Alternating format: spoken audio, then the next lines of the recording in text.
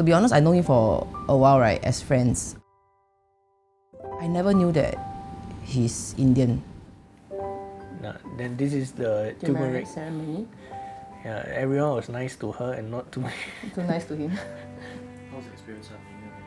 Every day is like a different Yeah. ceremony. So like you are literally having like 4 weddings to be exact. Because for us Chinese, it's only a 1-day event, but for us it's like a 4 different day kind of thing. Yeah.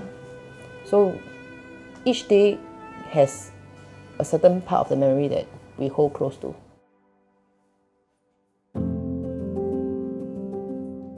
So, a little backstory how we reconnected was, I think probably 5-6 years after we lost contact.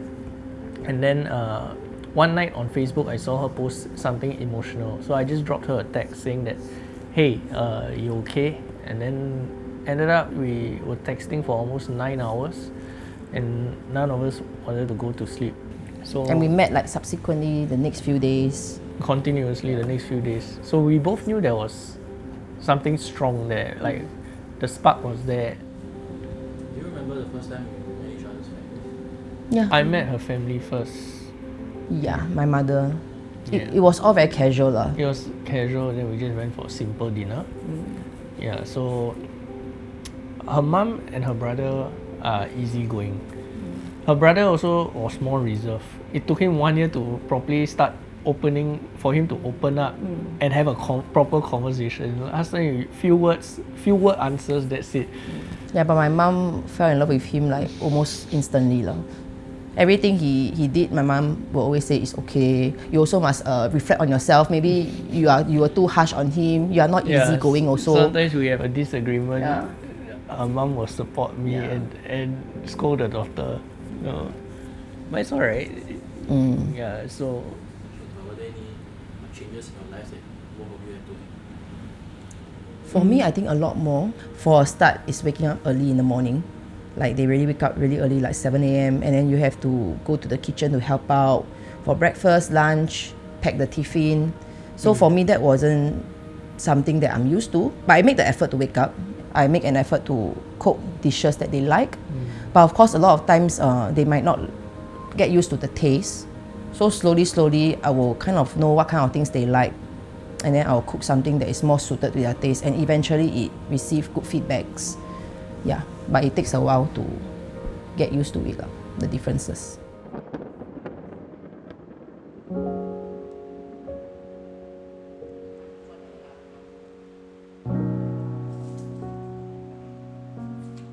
Okay, me and Aakash are very different people. So we kind of like complement each other in a way. I'm more a creative person, and Aakash is more into numbers, and also he's more rigid in his schedule also. For me, I'm a lot more flexible, and he's a lot into more like accounting, finances kind of things. And for me, I'm very bad at that. So just nice he can be the one who do all our bills together and all that. So without him, I'm lost. like they say, opposites attract. She is a bit more outspoken, she's more extrovert in that sense, more friendly. Starting I'll be a bit more reserved, but after I met her, I've changed slowly.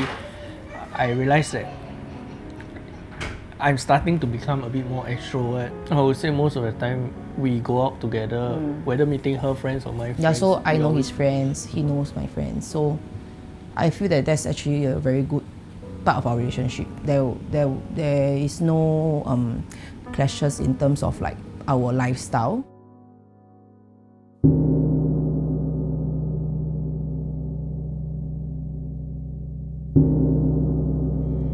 So since young, I've been brought up in a Buddhist family, and since young my dad brings me to all the Dharma classes.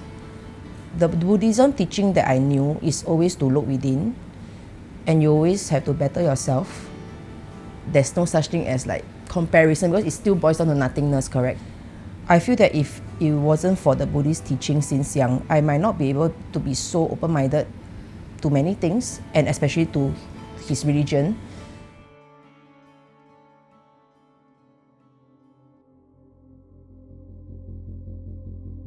So Purusha, from what I know, I'm not very familiar with that, but I know it's one of their holiest period of the year, and a lot of them do fasting during that period. So during this period, Aakash has not done fasting, but he will be more strict in terms of his diet. Then for my support is I'll definitely cook up something that is suitable for his diet during that period. So I would say Jainism is in fact very close to Buddhism. There's a lot of practices we do, a lot of prayers. In fact, some prayers are exactly the same prayers. Just that one is done Chinese, one is done Indian. So even you have Buddha, and we for Buddhism you have Buddha. For Jainism we have Mahavir. In fact, they look quite similar. So the first day I came to his place and I saw the portrait, and I was like, that's actually Buddha. How do you view each other's faith? Are they like complementary? Do you see both your faith as separate faiths? Not at all, actually. Not at all. I do feel that actually Jainism is kind of like something that I should work towards, because they are like a stricter kind of Buddhism. Like for Buddhism, if we say vegetarian, we mean no onion, garlic, eggs. But for them, they do it like one step higher. They don't even do like roots, vegetables, anything that's underground. No greens. Yeah. Sometimes no greens. Sometimes no greens also. So for me, that is actually quite complementary. And I do not see, and so far I do not see any parts of Jainism and Buddhism being of which we do not agree. yeah, there's no clashes so far that I've seen. It's all quite linear in a way. Seeing them being so strict in terms of the way they live is kind of like a wake-up call, and it's something that, you know, constantly remind me that, hey Nicole, you need to start going back, you know, back to your faith and all that. So I feel that that's kind of like a reminder time to time for me. The different dynamics that you experience in Indian household and Chinese household, how is that different from what you have experienced growing up? For me is that now having a meal together became like a norm. For me, it never used to be a norm. It's more of like we're just settling our hunger kind of thing. But now having a meal together seems like it's like a thing that we have to do every day. Someone with our son, so we try to have a meal with him. No distractions, no TV, nothing. So we are just conversing with him, and at least he also learns that mealtime is important. Firstly, I'm not a vegetarian, right? My mother-in-law did requested for me to, you know, for us to raise Dayton as a vegetarian first. And I also feel that it's good for him. So that's the reason why we are raising Dayton as a vegetarian. Yeah. Faith-wise, Faith-wise, I think what we'll do is we'll teach him both. currently what we are practicing is that Dayton will prepare the morning prayers with him.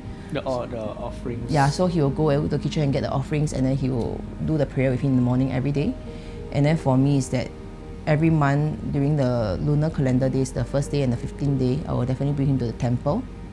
So he is currently being exposed to both religions. I want him to respect every religion. So for him to respect every religion, he should be exposed to all of them as much as possible.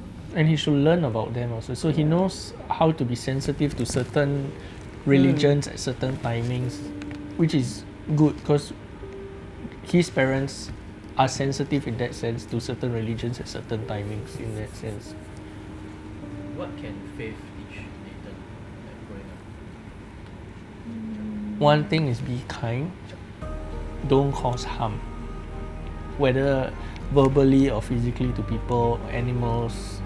I feel that there should be a balance in him, that he cannot take all these things for granted, and he should always know Be that this, grounded. yeah, and all these things are just things at the end of the day, and what we can take away with us when we leave this world is something that is not that cannot be, it's not tangible, right? So I only want my son to be happy and healthy and safe always. Just that whatever he does in the future, I will not judge at all. So long as he's happy, then I'm good. being an F1 No, driver? not F1 driver. No, too dangerous. We'll see about that.